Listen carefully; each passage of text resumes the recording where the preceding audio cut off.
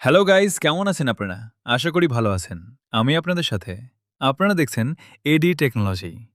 আপনারা স্ক্রিনে যে গ্লো গানটা দেখতে পাচ্ছেন, আপনারা যারা ইলেকট্রনিক্স নিয়ে কাজ করেন, তাদের জন্য এই প্রোডাক্টটি গুরুত্বপূর্ণ প্রোডাক্ট।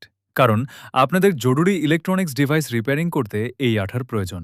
তাই আমরা নিয়ে এসেছি ৳১৫০ মধ্যে খুবই একটি সুন্দর এবং আকারেও ছোট দেখত, প্রিমিয়াম। আর এটা কিন্তু ৬০ ওয়াট সাপোর্ট করে।